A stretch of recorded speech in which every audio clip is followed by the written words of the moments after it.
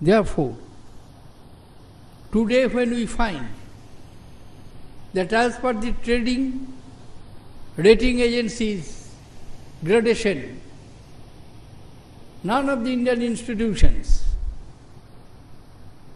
find its place among the top 200 world-class universities, naturally, we feel shocked. Yes, there has been a massive expansion of physical infrastructure, particularly at the end of the 11th five-year plan. Right now, when I am speaking before you, there are 59 degree-giving institutions, more than 33,000 colleges, 28.6 million enrollment in the higher education, which is likely to reach 38.6 million at the end of the 12th plan. But not merely physical expansion. We must have the quality expansion. There is no lack of talent, either in the faculty or in the students. Now the infrastructural facilities are being created. What is needed is to put all these factors in a proper, integrated, coordinated manner in which we can get the best results out of our investment in the higher education. Almost 83 years ago, in the early 30s of last century, an Indian scientist got Nobel Prize in Physics while doing his research work and teaching in Calcutta University, Sir C.V. Raman. Long 80 years have passed. Not a single Nobel Prize has been received by any Indian scholars working in Indian university. Yes, I am fully aware of. 3 Indians, great Indians, received Nobel Prize. Dr. Amartya Sen in economics, Hargobind Khurana, Dr. Chandrasekhar, one in physics, another in chemistry, received Nobel Prize in contemporary period. And they are the products of the Indian universities. Dr. Amartya Sen did his post-graduation from Calcutta University. Dr. Chandrasekhar was the product of Madras University. Hargobind Khurana was the product of Punjab University. Therefore, students have talent. Teachers have talent. What is lacking, perhaps lacking, is undivided attention and certain technicalities which we ignore. Like parrot, I am repeating this observation almost in every convocation. And I am happy to underline that it is reaching in the proper place. And many of the university authorities, they have assured me and they have done in practice, which we shall have the opportunity of reviewing when I am going to call another Vice Chancellor's conference in February next, which I have converted into an annual feature. I had first one in last year, rather current year, and another I am going to have next year, which will give us the opportunity of reviewing it, what we have done.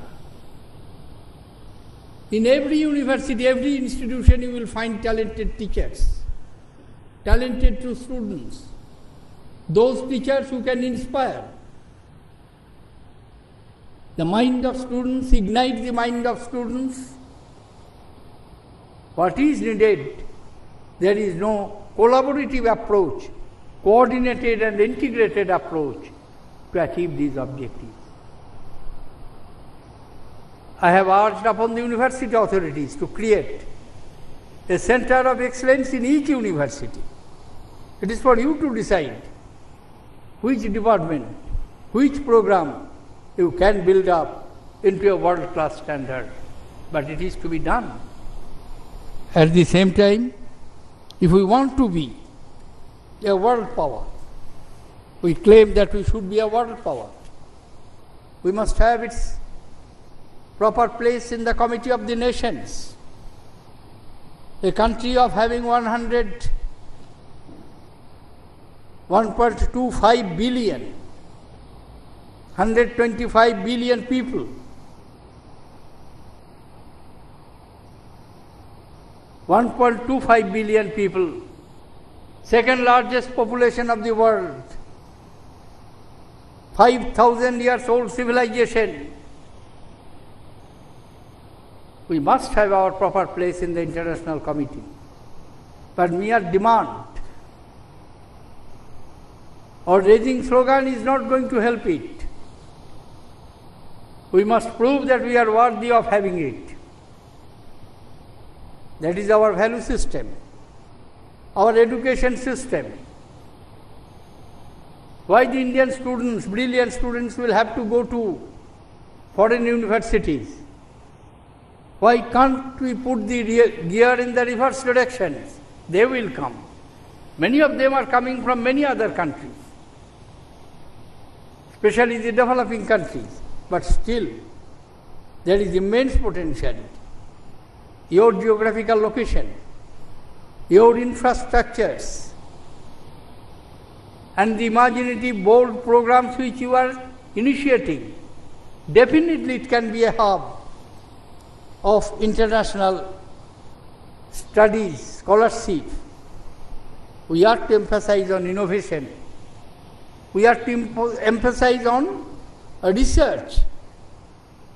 We are to emphasize on always updating our knowledge. Knowledge is ever-ending, never-ending. Always we shall have to acquire knowledge. A great sage, Ramakrishna, used to say, we learn as long as we live. Mahatma Gandhi had advised, learn with that bent of mind that you are going to live long. Therefore, there is no end of learning. We can take advantage of the technology which is available to us. Every university is suffering from shortage of faculty. Yes, overnight we cannot create good quality faculties, but surely with the technological device, resorting to knowledge network, we can have the advantage of the great teachers and lecturers of another university to our students. Today's technology has brought that facility to us. Today's economy is going to be based on innovation. Knowledge-based economies, most important criteria is innovation.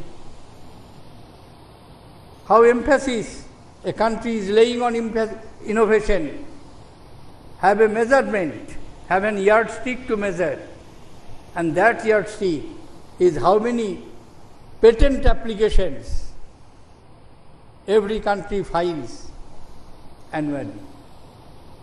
India is far behind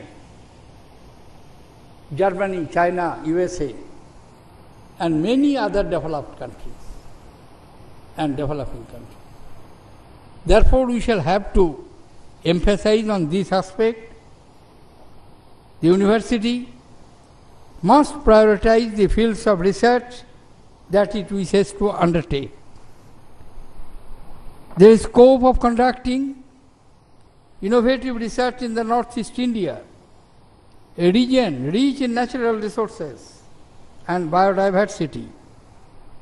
Overexploitation of the natural resources causes environmental degradation and leads to long-run unsustainability. The onus is on you to work on alternative growth models which are sustainable, which are eco-friendly. You must carry out interdisciplinary research on natural resources management. You must conduct research on challenges to heal economy. Conflict between traditional and modern institutions, border trade opportunities, and integration of the Northeast economy with the national and global economies. It is gratifying to note that few departments of Rajiv Gandhi University have received grants for setting up research facilities. I expect this university to conduct relevant research to the benefit of this region and the country as a whole. Dear students, getting a degree which you all richly deserve is only the beginning. After completing university education, you have a higher calling to tend to the task of nation building, which without each one of you collaborating will remain underperformed. Go out with the knowledge that you have the tools necessary to build our nation and take it to the future. Remember that once you step out of your alma mater, life will provide you ample opportunity to learn, gain knowledges from wherever you get. Be humble, be free from fear, be generous in whatever field you are working. Always try to enhance the prestige of your university and country. If you have skill powers and willpower, you can make it happen. I wish you all success in life. Go ahead, Godspeed, and God will be with you, dear students. With these words, I thank you, ladies and gentlemen, and wish the university, faculty, and all the students passing out and continue very best in their life. Thank you. Jai Hind.